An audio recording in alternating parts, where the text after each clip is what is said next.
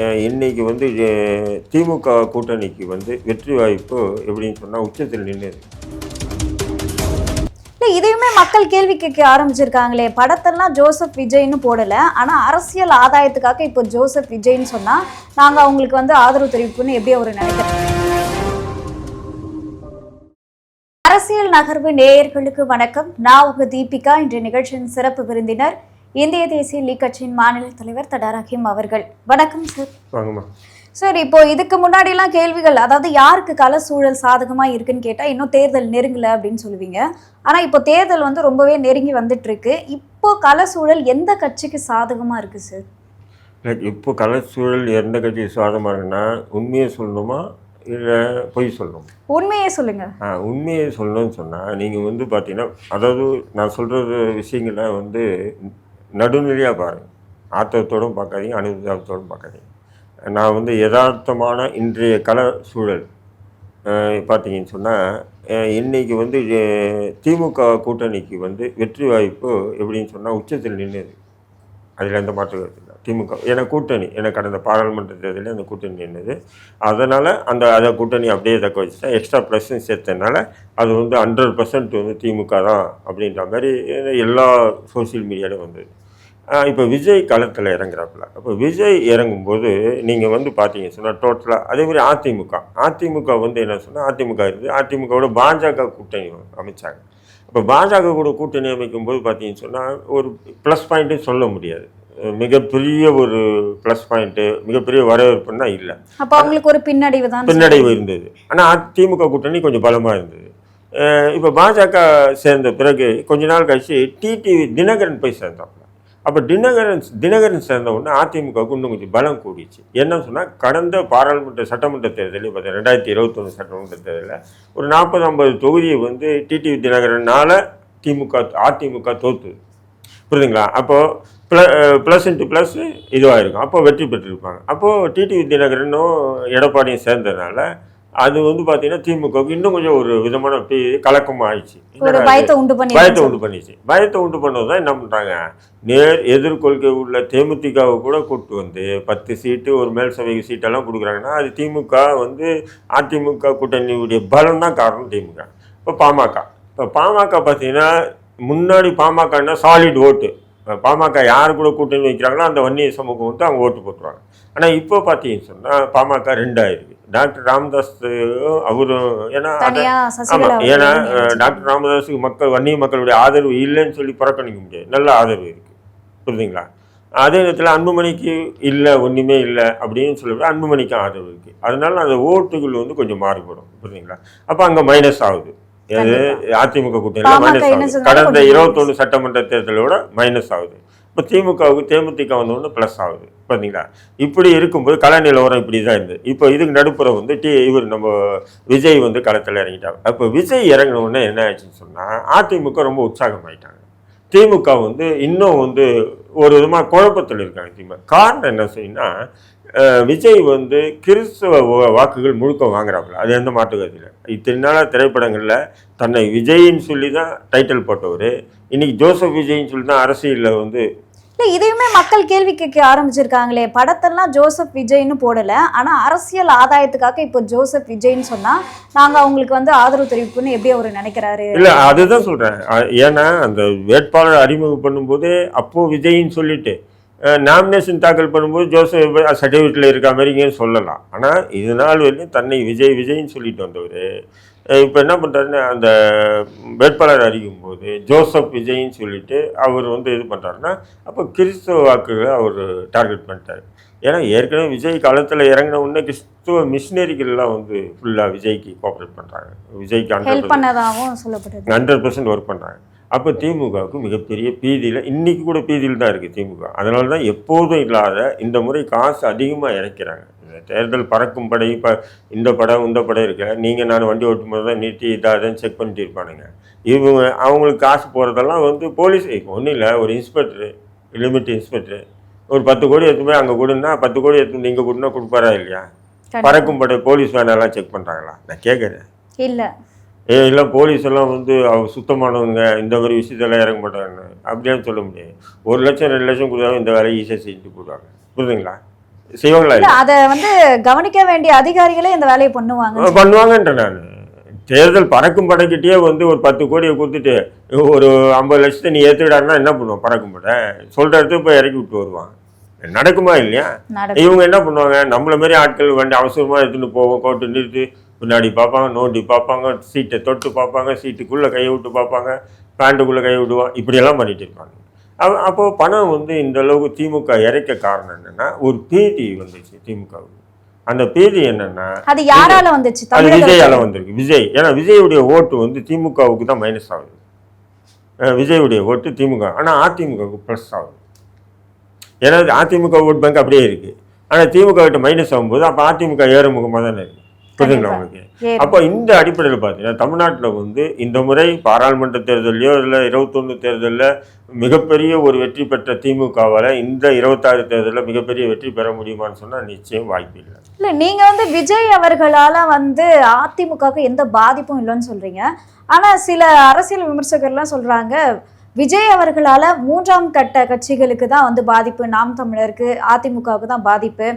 நாம் தமிழருக்கெல்லாம் விஜயால என்ன பாதிப்புன்ற நான் நாம் தமிழ் கட்சிக்கு ஓட்டு போறவங்கலாம் நீங்க நானெல்லாம் ஓட்டு போறது இளைஞர்களோட ஓட்டு கொஞ்சம் இல்ல, தமிழ் தேசிய சித்தாந்தவாதிகள் தான் ஓட்டு போடுறாங்க. இளைஞர்கள் எல்லாம் வந்து சினிமா பைத்தியம்லாம் சீமானுக்கு ஓட்டு போடல. நல்லா புரிஞ்சுங்க. சினிமா பைத்தியங்கள் சீமானுக்கு ஓட்டு போட்டிருந்தா இன்னைக்கு விஜய் வந்ததுனால சீமானுக்கு மைனஸ் ஆகும்னு சொல்லலாம். சில பேர் வந்து ஊடகங்களில் நெரட்டியை கொண்டு வரலாம், விஜய்க்கு சீமானுக்கு தான். நான் அப்படியெல்லாம் கொண்டு வர மாட்டேன். புரிஞ்சுங்களா? இப்போ அதே நேரத்தில் இப்போ வந்து தமிழக வெற்றி தமிழக வாழ்வுரிமை கூட்டமைப்புன்னு ஒன்று ஆரம்பிச்சு வேல்முருகன் இது ஒன்று இறங்கியிருக்காரு. இப்போ இதெல்லாம் திமுக மைனஸ் தானே ஆகும்.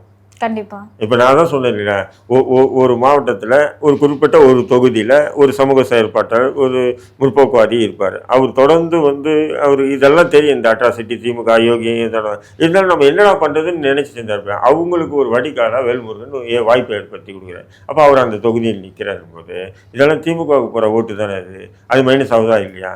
அப்போ விஜயும் வேல்முருகனால் திமுகவுக்கு மிகப்பெரிய பின்னடைவு இருந்தாலும் சொல்லிக்க மாட்டாங்க. நாங்கள் கடந்த முறையை விட இந்த முறை அதிகமாக வெற்றி பெறுவோம் அப்படின்னு சொல்லி டைலாக் தான் விடுவாங்க. புரியுதுங்களா? இந்த பிளஸ் எல்லாமே அதிமுக கூட்டணிக்கு போகுது. புரியுதுங்களா? இந்த பிளஸ் எல்லாம் அதிமுக கூட்டணி. இப்போ திமுகவை முட்டு கொடுத்து பேசக்கூடிய நம்ம அண்ணன் காமாட்சி நாயுடு போன்ற ஆட்கள் என்ன பண்ணுறாங்க?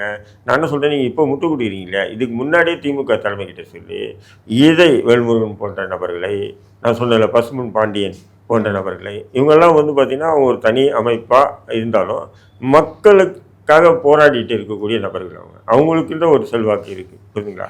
இப்போ அதெல்லாம் ஒருங்கிணைச்சிருந்தாங்கன்னா திமுகவுக்கு இந்த பயப்பட வேண்டிய அவசியம் இல்லை.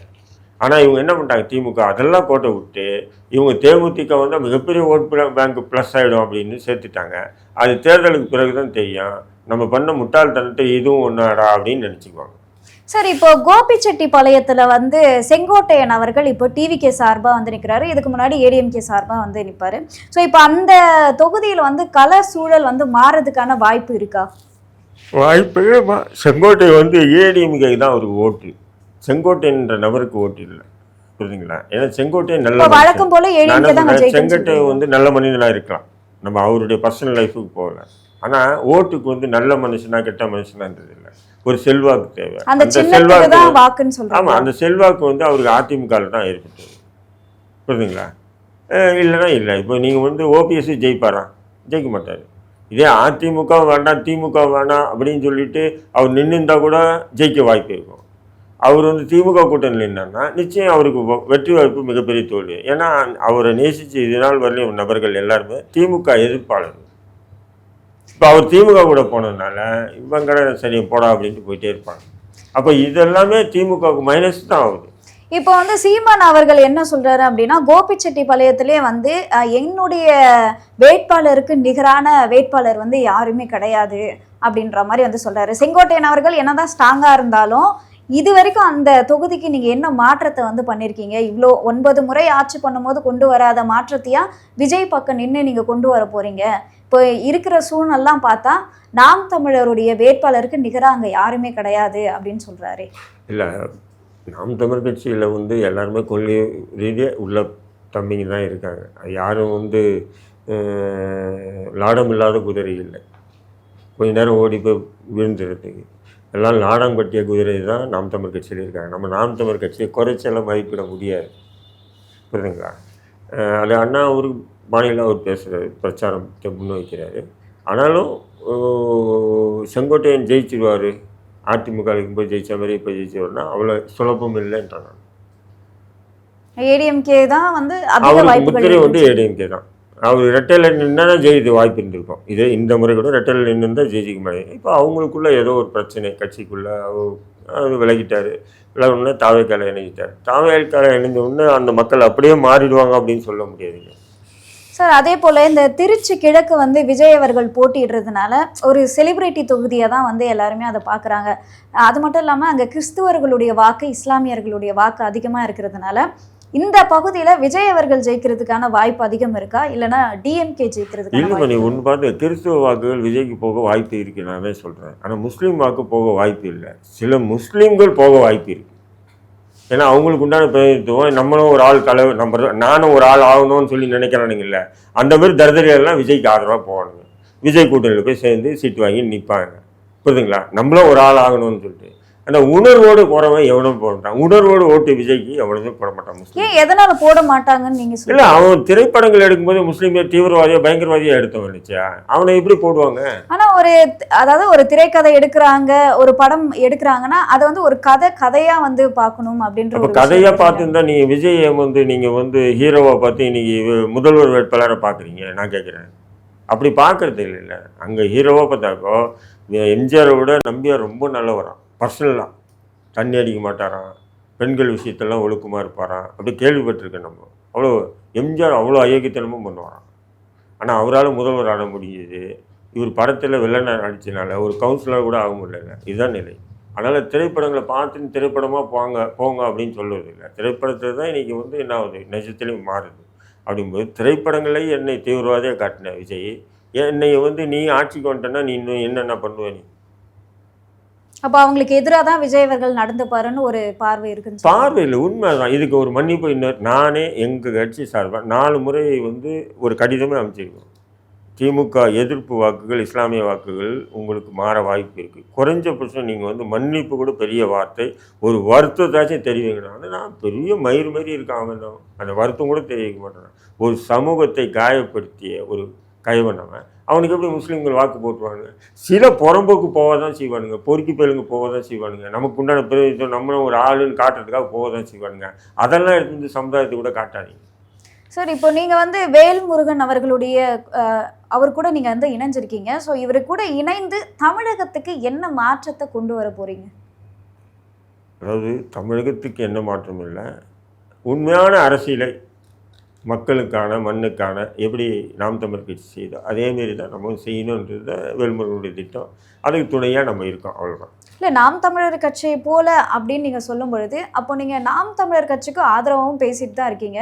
ஏன் நாம் தமிழர் கட்சியை சூஸ் பண்ணாமல் வேல்முருகன்? இல்லை, நாம் தமிழ் கட்சி நீங்கள் இதே தான் எல்லாமே நாம் தமிழ் கட்சி தம்பிகள் கூட சோசியல் மீடியாவில் இது தான் பேசுகிறேன். நாம் தமிழ் கட்சி என்னை கூட்டணிக்கு வாங்க ஆதரவு கொடுங்கன்னு அண்ணன் சீமான் கூப்பிடவே இல்லையே. எனக்கு அழைக்காமல் நான் போனேன்னா அது அசிங்கம் இல்லையா?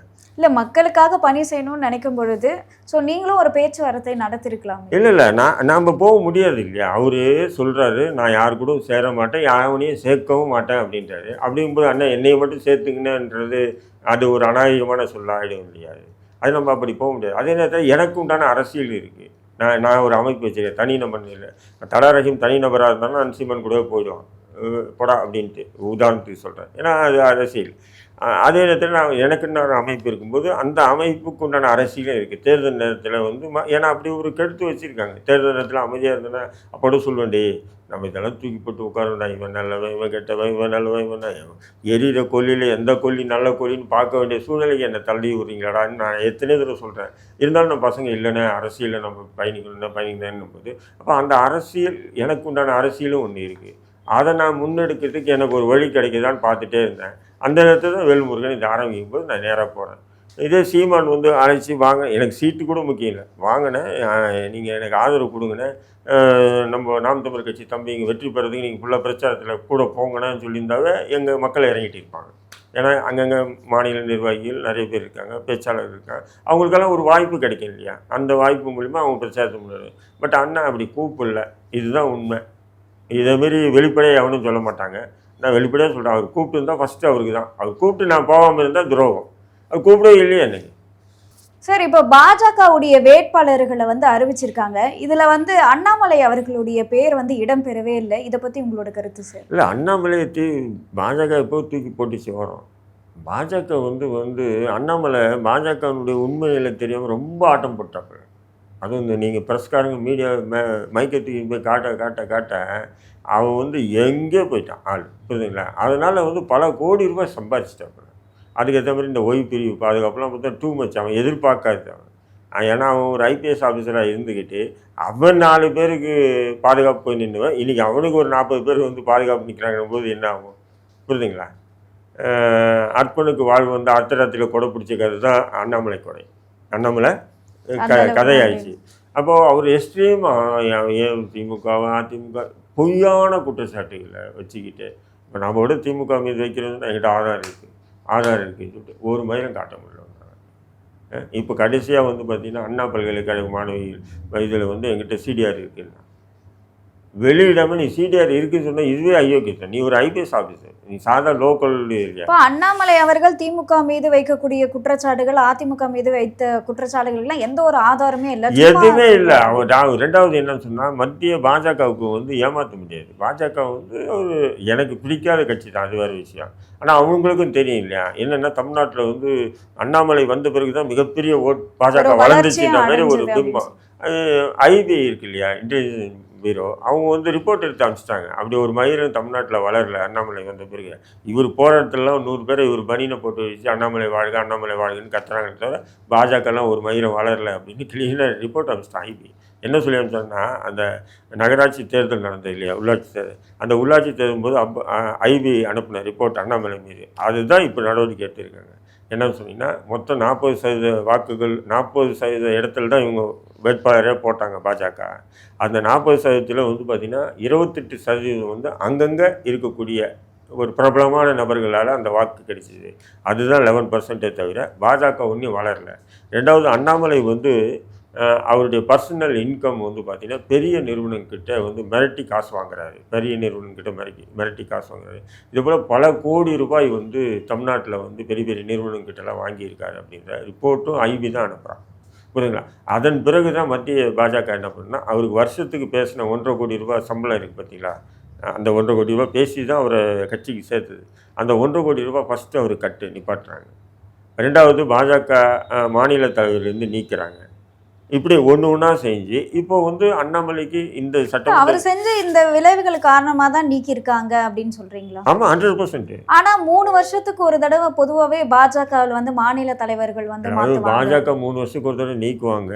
இருந்தாலும் பாஜகவுடைய வளர்ச்சி ஒரு ஒருத்தனால வந்துன்னா, இப்போ வந்து பார்த்திங்கன்னா உமாபாரதின்னு ஒரு பெண் பாஜகவில், அவங்க பார்த்திங்கன்னா 4-5 முறை தொடர்ந்து இருந்திருக்காங்க.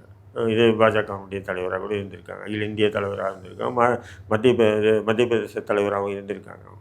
ஏன்னா அங்கே வந்து பார்த்திங்கன்னா காங்கிரஸுக்கு கவுண்டர் கொடுக்க ஒரு சிறந்த தலைவராக அவங்க இருந்தாங்க. அதன் பிறகு அவங்கள பயன்படுத்தி தூக்கி போட்டான் பாஜக. இப்போ கல்யாண் சிங்கின்ற ஒரு நபர் இருந்தாப்புல, அவரையும் அப்படி பயன்படுத்தியிருக்கு பாஜக. அந்த மாதிரி கூட அண்ணாமலையை பயன்படுத்த பாஜக தயார் இல்லைன்னு தான் உண்மை. ஏன் சொன்னால் அவ்வளோ கோடி ரூபாய் இன்வெஸ்ட் பண்ணி உள்நாடு வெளிநாடு முதலீடு பண்ணிக்கிட்டாப்புல. இவருக்கு உண்டான கம்பெனி தான் ரெடி பண்ணுறாரு. இவர் பாஜக வளர்ச்சிக்கு உண்டான இவருடைய வளர்ச்சிக்கு உண்டான ஒரு ஐடி விங்க ஒன்று வச்சுக்கிட்டு, ஏன்னா தேசிய கட்சியில் இப்படி இருந்தால் விட மாட்டாங்க, மாநில கட்சியில் இருந்தால் கூட விட்டுருவாங்க. தேசிய கட்சியிலலாம் எப்படின்னு சொன்னால் கட்சி வளர்ச்சி தான் பார்ப்பாங்க, தனிநபர் வளர்ச்சியை வந்து ஊக்குவிக்காது தேசிய கட்சிகள். அது காங்கிரஸாக இருக்கட்டும் பாஜக இருக்கட்டும். ஆனால் இவர் என்ன பண்ணுறதுனா தனி மனித வளர்ச்சி, இவர் ஒரு ஐடி விங்க வச்சுக்கிட்டு இவர் பேசுறது மட்டும் ட்ரோல் பண்ணுறது, புரியுதுங்களா? அவரையும் ப்ரமோஷன் பண்ணுறது. இவங்க ஆட்கள் என்ன பண்ணுறது, இவங்க ஐடி விங்க வந்து தமிழ்நாட்டு சிறந்த தலைவர் யார், விஜயா, அண்ணாமலையா? அண்ணாமலை இல்லை, இதுவே விளையாட்டுலேயே இல்லை. அண்ணாமலை ஏன் சேர்க்கணும்? கண்டிப்பாக. இப்போது சிறந்த முதல்வர் யாருன்னு சொல்லி போடுறாங்க. அதில் வந்து பார்த்திங்கன்னா இப்போ எடப்பாடி போடுறாங்க, லாஜிக்காக ஏற்றுக்கலாம். ஸ்டாலினை போடுறாங்க, ஏற்றுக்கலாம். விஜய் கூட அந்த கட்சிக்கு தலைவரை அவரும் ஏற்றுக்கலாம். சீமானை ஏற்றுக்கலாம். அண்ணாமலை போடுறீங்களே, நீ எதுக்கு தலைவர், எந்த கட்சிக்கு தலைவர்? அப்போ இதெல்லாம் வந்து ஒரு ஐடி விங்கில் வந்து ஒரு ப்ரொமோட் பண்ணிக்கிட்டே வந்தாங்க. இப்போ இதெல்லாம் பாஜகவுக்கு தெரிஞ்சது. அவரை வந்து இந்த முறை வேட்பாளர் பட்டியலில் அவர் பேர் வராதுன்னு அவருக்கும் தெரியும், பாஜகக்காரனுக்கு எல்லாருக்குமே தெரியும். இப்போ அதுதான் நடந்திருக்கு. அதனால் அண்ணாமலை வந்து கொஞ்சம் எக்ஸ்ட்ரீமாக போயிட்டாப்புல. ஆனால் அதை வச்சு சம்பாதிச்சிட்டான். அவன் எதிர்பார்க்காதாலும் அவன் ரிட்டையர்ட் ஆனாலும் இவ்வளோ காசு சம்பாதிச்சிருப்பானோ தெரியாது. அதுக்கு முன்னாடி அவன் பாஜகவில் இறங்கி நல்ல நேரம் இறங்கி எங்கேயும் அடிச்சு இப்போ அவனை பிடிச்சி அவங்ககிட்டேருந்து எல்லாம் விசாரணை நடத்தி அவனை குற்றவாளி ஆக்கினாங்கன்னா அது பாஜகவுக்கும் கெட்ட பேருன்றதுனால மத்திய பாஜக கம்முன்னு இருக்குது.